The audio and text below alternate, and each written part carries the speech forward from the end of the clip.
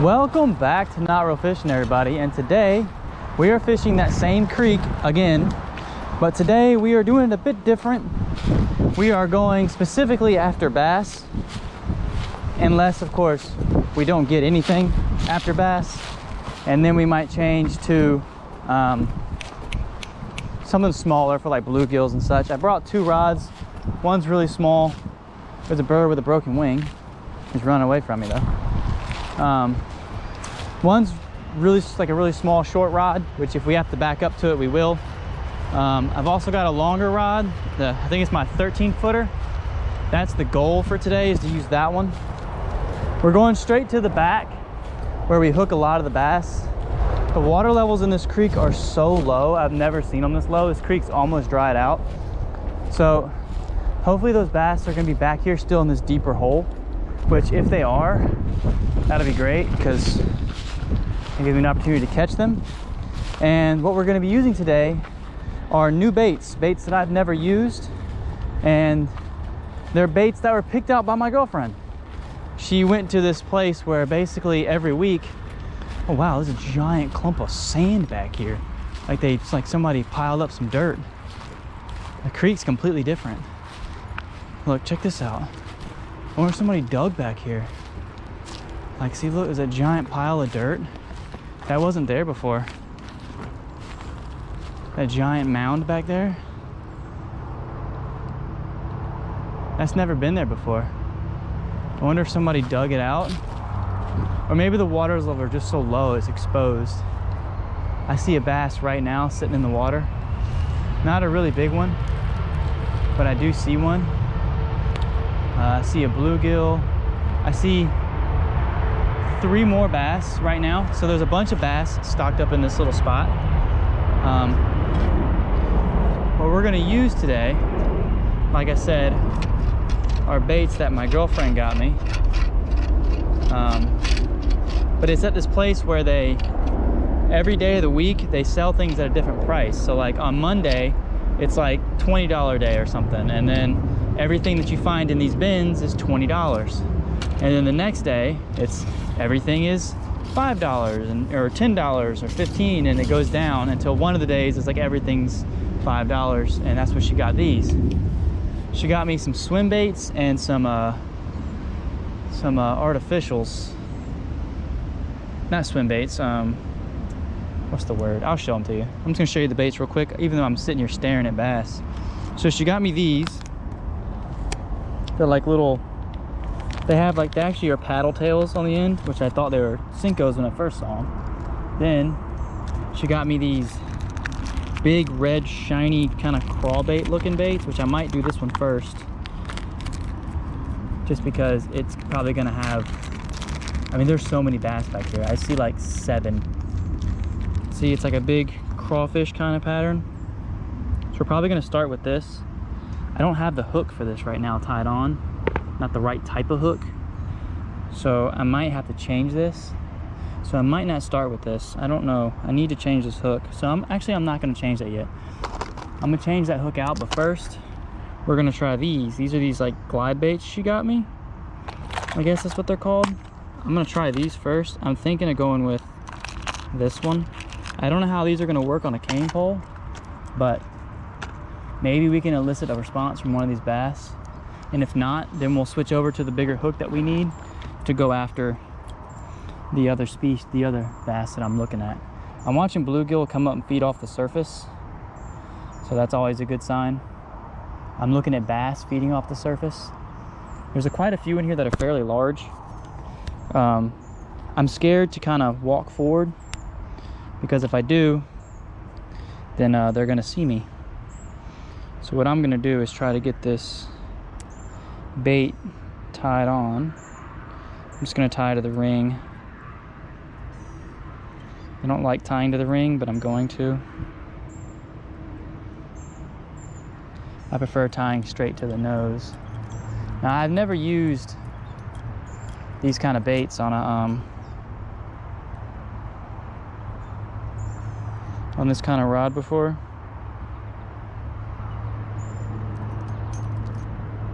I also don't know, these bass have a bunch of bluegill around them, and they're not acting very aggressive towards them. So either A, they're not feeding right now, but we're gonna give this a try. I have no idea what to expect.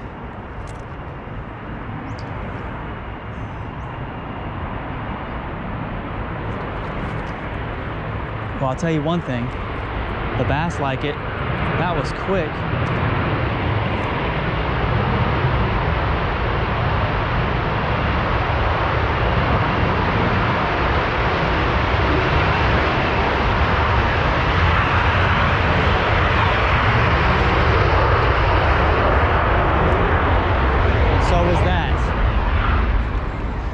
Within moments we were snagged and we lost it. We had a fish go right for it and then we lost it. So what I think I'm gonna do is I'm gonna put it on another one. Maybe. I kinda wanna try that crawl bait.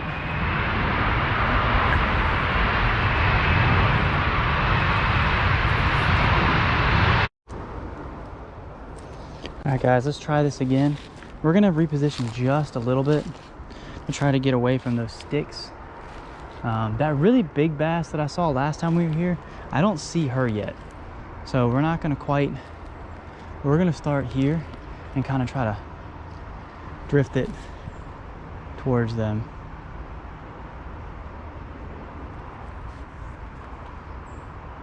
My only complaint with this reel, this bait, is that it sinks really fast. It's a lot heavier than I thought it would be.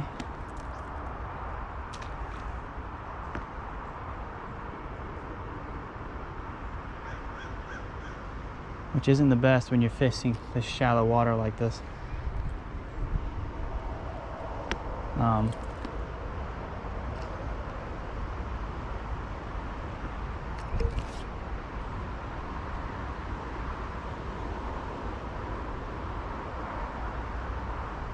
I had one swipe at it and miss. See if we can repeat that.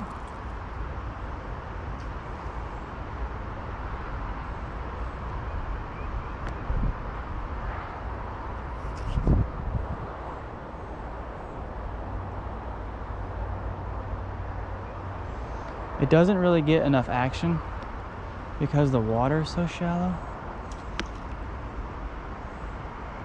I have to swim it kind of fast while getting eaten by ants and mosquitoes. So that's kind of difficult.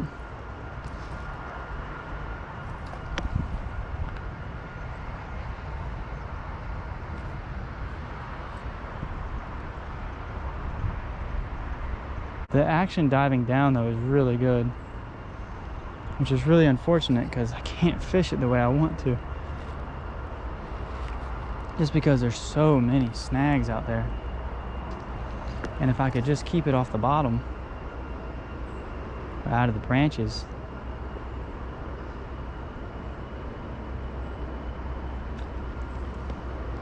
There's a bass right in front of me. Throw this out past him.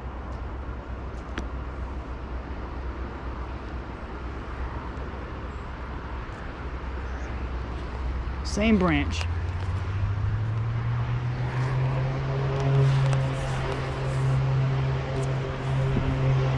Well, we've lost 2 of those now, so we're not gonna lose the 3rd one because I want to save that in case I get to change spots today and I fish somewhere else. So we're gonna tie on the other one and hopefully that'll work out a bit better. All right guys, there we go. I got it rigged up on this thing and I got it kind of weedless, so when they bite down, the hook point is exposed. Sorry, the hook point is exposed when they bite down. I'm a little worried this thing's gonna slide down because it isn't really the right head for this, and I may have made it a little bit too tight, but we can always adjust. So let's get this out there in the water and see how it does.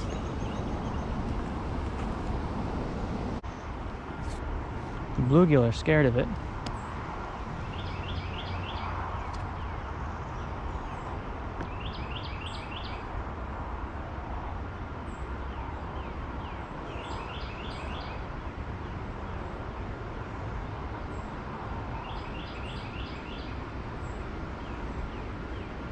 Okay, I got one to follow it.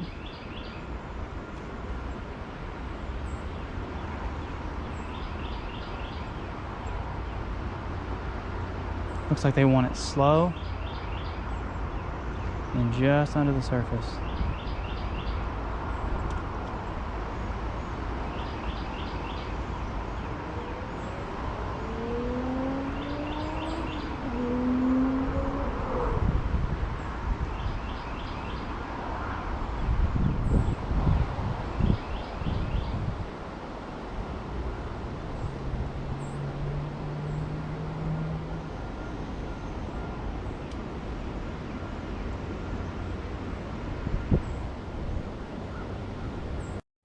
All right, guys, it's a little crooked on this bait, but I don't really care. Hopefully it's still going to elicit a bite.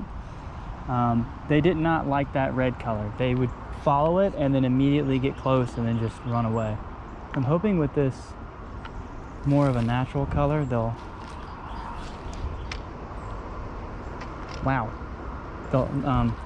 naturally like it a little bit better, even though I just immediately cast and immediately got hooked onto a snag, which I was able to unsnag by the luck on my chinny chin chin. Let's look at the hook. Hook's not bent. Everything looks fine. So let's try this again. All right, guys, I took the jig head off, which I didn't even show that on camera, but I tried fishing it on a jig head like this and it was just sinking too fast. So I'm gonna put it weightless on a hook and maybe that'll get a bite. Maybe. These bass they're out there, but they're not feeding. They're just kind of sitting right below the water surface and just watching stuff swim around. Like, I've put baits right in front of them. They either follow it and look at it but have no like chase. I've tried getting a reaction strike out of them, nothing. So maybe going with a smaller profile is what I need to do. Little bluegill went after it, so that's something at least. Tore my tail end all up. Look at him. Tore it all to pieces, little bluegill. Little bluegill messing stuff up. But if the bluegills are after it, maybe the little bass will be after it too.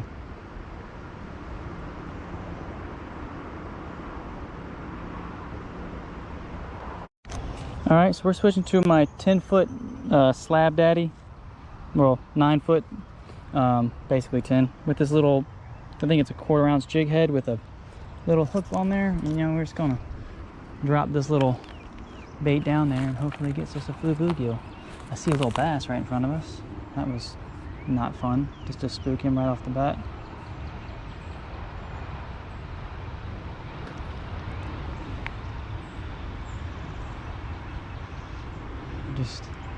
Something just ate off top of the water over here. Let's try in this little corner.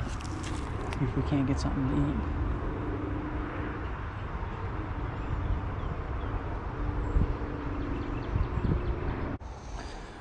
All right, guys. Well, sometimes trips don't work out the way you want them to.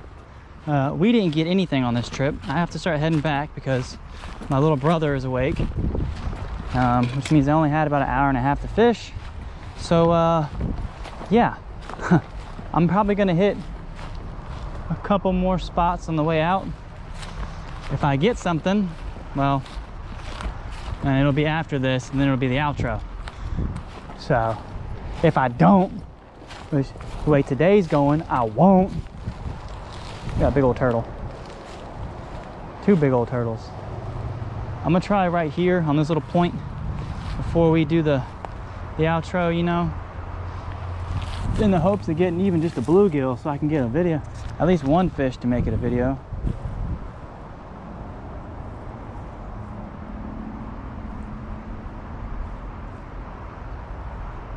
So far, not even a nibble. I'm starting to wonder, I've seen a lot of fish come up and what I thought they were feeding on top of the water, I've actually seen the bluegill and the bass doing this. I don't think they're feeding. I think they're actually coming up for air. I think the water is really like, either because it's so low, it's heating up so quick, or somehow the oxygen levels in the water are going down because we haven't had any fresh rain in a long time.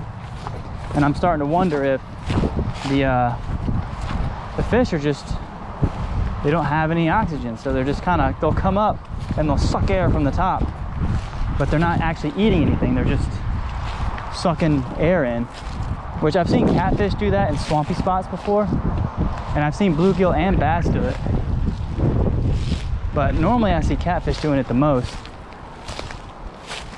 But makes me wonder if for some reason maybe this water being so low and there being so many fish in this one concentrated area, they're all down there by that spring where the spring feeds in, and the ones that aren't are extremely lethargic, and the ones that are by the spring are extremely lethargic, like they have just enough energy to survive, which makes me think once this creek fills up to full glory again, these fish are either A, gonna try to move out of this creek, which considering how fishing went here last year, I don't see that too much of a possibility. I do want to try right here before we leave, but my lure is stuck in my pants, so I have to unsnag my hook first, and then we're gonna try this little spot, and then we're gonna head out of here. If I can ever get this out of my pants. It's the only thing I don't like about these barbed hooks, that I always forget to crimp. I think it's, there we go. A little bit of denim won't help, won't hurt, you know. Help me catch a little fishy fish. So we're gonna get closer to the bank. Since this reach is so short, which we probably spooked everything, but who cares, right? We just want to get something. I don't care if it's an inch long.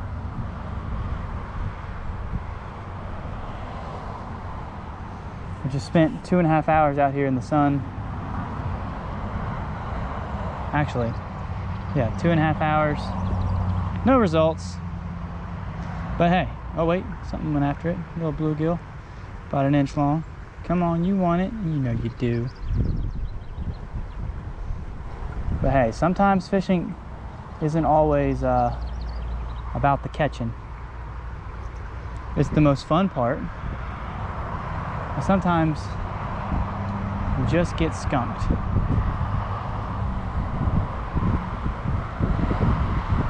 All right, guys, this is what we're gonna cheat with. Little maggot fly. Yes, I know it's on a cane pole, which to some people a cane pole and a car rod are the same thing, but believe it or not, you can slingshot cast pretty well with a cane pole. You just let it slowly drift with the current. Keep your line up. Let the wind carry it around. Basically just keep it off the bottom, wait for a fish to swim by. Just like you would with a Tenkara rod.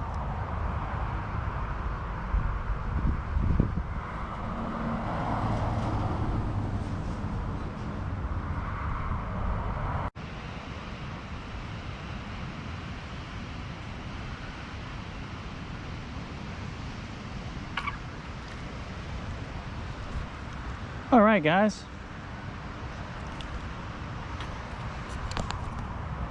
It took a while, 2.5 hours, but we got us one little bluegill. So we are not skunked, which means you guys will get to see all this footage. Cute little bluegill. We're gonna let him go. Thank you, sir, for saving my video. I hope you have a fantastic fine then.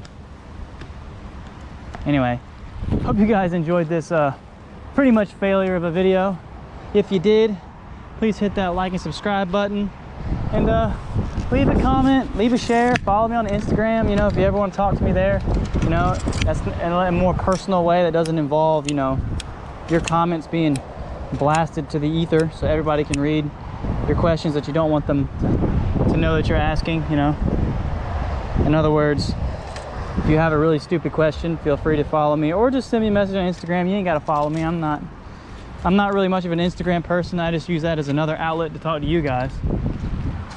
But yeah, if y'all enjoyed, like, comment, share, subscribe, and yeah, take it easy.